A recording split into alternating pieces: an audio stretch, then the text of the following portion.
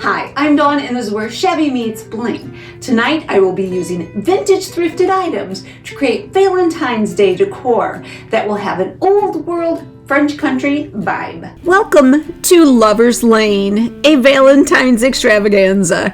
I would like to thank my co-hosts, Martina from The Secret Craft Room, Annie from Crafting with Annie Jones, and Monica from Up All Night DIY. You're going to find the links to their channels and this playlist in the description box below. As per usual, I have been thrifting and I picked up this Hershey's Cocoa Can. Not exactly sure how old it is. I just know it's not new and it's really cool. I got it for $2. You can see there's a little cherub type character on here, and of course it says Hershey's, and Hershey's is chocolate, especially when we're near Valentine's Day.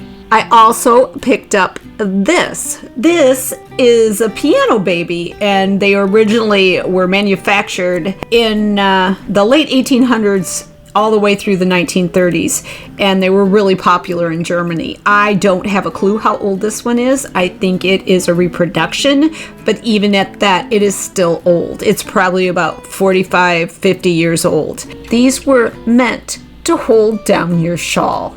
I picked this one up at Goodwill for $1.99. This piano baby is going to become a cherub. We are working on Valentine's decor, so I am going to make her into a little cherub.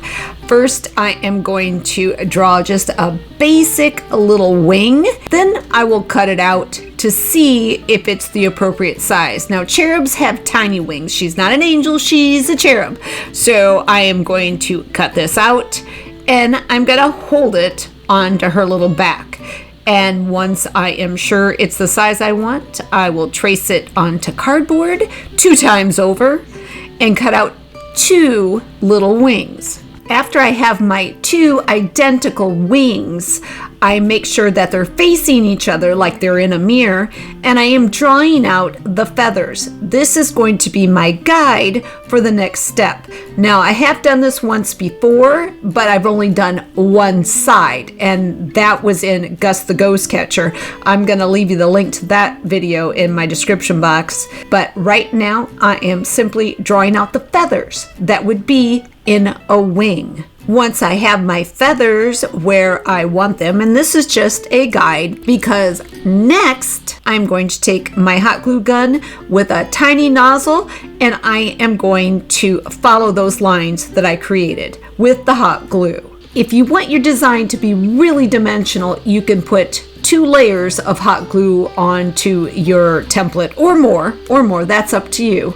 Now that I have my wings, my template of my wings, my little stamps actually, I am going to use some flour clay and I am going to make a couple of wings. I'm going to make extra sets because you never know which ones are going to come out good or not. I put my first template underneath the clay and I cut out the excess. Then I pick it up and then I grab my other template, that little mirrored image template, and I press it into the clay on the opposite side, and I sandwich that clay in between both my templates.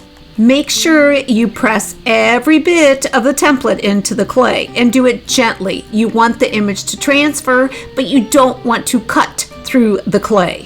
When you remove your templates, this is what you get. Now, how cool is that? Pretty cool. Now, I have left extra around the sides because I don't wish to damage the edges of my wings. I have let them dry, I think, for about 3 hours. They're still pliable, they're firm, but soft enough to cut, and I can get a nice clean edge on each of my wings. I did 3 sets, and I will pick the ones I like the best for my little cherub. After they're all cut out, I will set aside and let them dry until they are thoroughly dry. Then I can touch up any edges with my scissors and some sandpaper, any rough edges, so that they're really super smooth. Then I'm going to hit all 6 wings with a white paint, and I'll be using an Apple Barrel Plaid white paint. After my base coat of white is dry, I will be using 2 other paint colors to give dimension to my wings. I am using 2 folk art plaid paints. One is an Inca Gold metallic, the other is a matte cinnamon. I will layer the 2 colors to give dimension in the creases. After I have completed that, I will bust out the podge and I will give all my wings a thorough coat of a Mod Podge. I have cleaned up my little piano baby, and while I've got the podge handy, she also gets a thorough coat of Mod Podge. I find that a lot of items, the paint sticks better when you first coat it with the podge. Now to get painting. At my favorite resale shop, I picked up this 3-pack of Ace paint. It's called Natural Wheat, the color is, for $1. And I figured it's probably going to be totally useless or it's going to be amazing. So I'm going to find out. After shaking it and stirring it, it seems to be working. It is still at this point a little runny, but that's kind of working in my favor. What I'm using this paint for, because it looks like flesh tone, I am using it to paint my whole little piano baby. There are areas where there's gold on her legs, there's gold around her neck that shouldn't be there, and I figure the only way to get rid of it is to paint it out. Now, this is a lighter color than what her natural skin tone is, but her natural skin tone is very bland. She is downright pasty. Kind of looks like me after a harsh winter here in the Midwest. So, after I get her totally painted with this natural wheat paint, then I am going to take some cottage rose to mix with this natural wheat to give her a little bit of blush here and there, like a little baby would have. Baby needs to blush. As she is now, she's a little bit scary. She's pretty pale and there's no highlights in her eyes. She has no eyelashes, so we are just totally gonna make her over. Now for her little dress. This color I am using is a plaid folk art matte, and it is Blue Echo. It is the exact same blue that I used on last week's projects. So this little piano baby, her little outfit is all getting painted this blue, this beautiful muted blue. And I am even going to paint over all the gold because I will come back and add that in because I want to make sure it's totally covered. So a nice healthy coat of this beautiful blue, and if she needs a second coat in certain areas, I will hit it twice. Twice is nice. Her hair is faded, so she's getting a new hairdo. I am going to layer some paints again for more depth. I'm going to be using that cinnamon and a folk art plaid yellow ochre to give her a brand new hairdo. So pretty. I once again layer the gold and that cinnamon for depth on all the areas that were previously gold. I make sure to get her collar, her little folds in her dress, her sleeves, the trim on her sleeves, and the trim around her legs. I then use that cinnamon to create a lash line and give her brand new eyebrows, as well as shadows where her little legs and her tiny little arms are bent. I will finish her off by giving her little white highlights in her eyes and coating her entire body in a Mod Podge. And now to create little items to put in an arrangement in our adorable little Hershey's tin. I am going to make 3 Valentine candy heart boxes. I am going to be using these scraps from this project. I'll leave the link in the description box. And I'll be tracing 3 of these gold paper mache hearts to create the bottoms of my candy boxes. I used these gold boxes in another project. I will leave the link for that video in the description box so you can see what became of them. After all 3 hearts are traced, I cut them out and move on to those 3 heart scraps. These hearts are too thick for what I want to use them for, so I need to cut them down. And by simply laying a pad of paper onto my table and laying a pencil flat against that pad, and tracing around my heart, it gives me a nice straight line all the way around my heart. Once I have that nice straight line, I am cutting them with my coping saw. You would think you would be able to use a utility knife. You would be wrong. you would be wrong. These things are so thick, it's not funny. So I am laying my coping saw right onto my pad of paper so it elevates it to some degree, and I am just sawing through my hearts. I will be painting 2 of my candy boxes in that gorgeous echo blue. So pretty. I love this paint color. That's why I keep using it. But I am painting the perimeter of this heart cutout, and I will be painting the back of it as well. I'm not painting the center because this is going to get a lid on it and no one will ever see that center. It doesn't matter. Why waste the paint? Once the perimeter is done, I paint that little piece that we just cut in half, and this will get painted on the exterior only. And then I'm going to glue it with 3-in-1 glue to that bottom piece, right smack dab in the middle. I'm painting this heart box that cottage rose, and I have 2 of them open and painted in the middle because I'm not sure which ones I will be putting candy in just yet. Once they're painted, they too will get a coat of a Mod Podge. I will be using this clay pattern tool and these cookie cutters and some more cardboard cutouts to create the tops, the lids for my boxes. To see how I use this pattern tool, check out my video from last week, links in the description box. I take my 3 clay heart cutouts and I pair them up with a cardboard cutout that's a little bit bigger so it really looks like a lid. I make sure it's centered and trimmed up appropriately, and then I glue them with 3-in-1 glue onto the cardboard. Now, one of my boxes is going to remain open, and you can see by the color I chose that it's going to be one of those pretty blue ones. And I am going to add one of those scraps from the hearts we cut in half onto the back of this one because it's going to really look like a lid. Like you could just close this lid right over that bottom part of the heart box. I am gluing the scrap onto the back, and then I will glue the clay cutout heart onto the front. Now for some detail work. I am going to be adding some dimensional paint around the perimeter on the cardboard, not on the clay heart. This is to resemble those beautiful ruffles that go around those heart boxes. I am using a gold metallic dimensional paint. I am making tiny little lines all the way around. If you notice, there's a little bit of space in between each of those lines. That's because on the edge of the cardboard, I am making a little dot. This is going to look like lattice work once it's dry.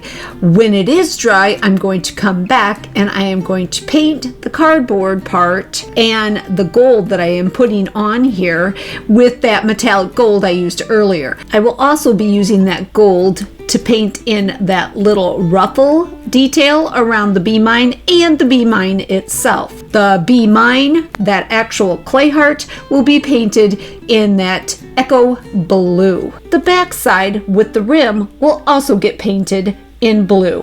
When those steps are complete, we bust out the podge once more and everything gets coated. You could paint everything prior to doing the dimensional paint if you chose. I just didn't. I just didn't. I have used that gold dimensional paint to make teeny tiny dots all the way around the seam where I glued the one heart to the other.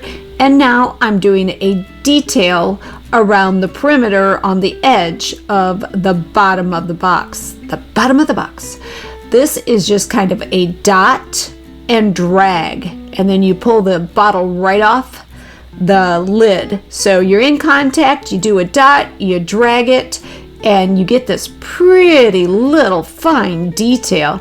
And it really is easy, and if you practice, you'll be surprised at how amazing you can make things look just with a bottle of paint. I love working with dimensional paint, and I highly recommend it for little tiny detail work just like this.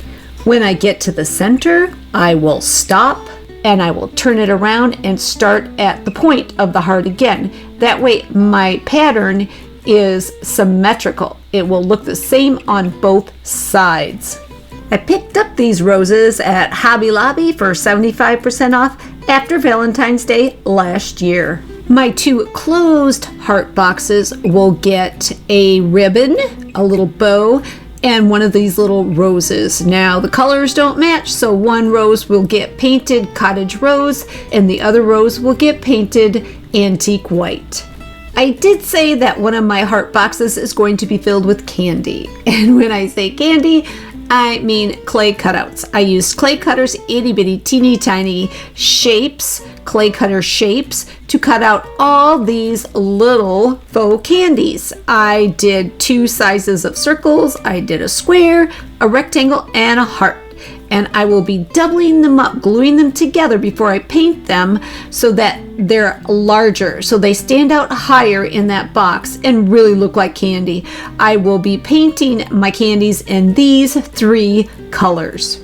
I sand my edges really well, then I glue them together with 3-in-1 glue, heart to heart, circle to circle, big circle to circle, square to square, and so on to make my candies. And then I will paint them. I will coat them in Mod Podge, and then I will use 3-in-1 glue to glue them into the bottom of my heart box. One last thing for my cherub. I remembered earlier that she needed to hold a little something, so now I'm making a little something. This is a heart from those vase fillers. I got them, a ton of them, on sale after Valentine's Day last year, so I would have them early to be able to make things with. I am taking that cottage rose and I am coating the entire heart with this cottage rose. After it dries, I will cover it in Mod Podge. After it is dry, I will add a little clay heart and some dimensional paint to finish it off. Wait till you see how different it looks. So pretty, so pretty. My candy heart boxes are complete. My little cherub is holding her little heart, and all that's left to do is show everything to you. Here's Piano Baby before, and here is Piano Baby after. No longer Piano Baby, now she's an adorable cherub. You can see the heart there and how different that looks. Let's take a look at her wings. Look at the dimension on them. Seriously, doesn't it look like it was always a part of her? Just enough dimension to look like the rest of her dress, achieved with just some cardboard, hot glue, and clay. Oh, and a little bit of paint. And I've only glued them on with 3-in-1 glue, so there's no damage to her. You could peel them off at any time. You can see the creases, how they have nice shadowing, and her lips. She's smiling a little bit more now because I changed the way her little lips were painted.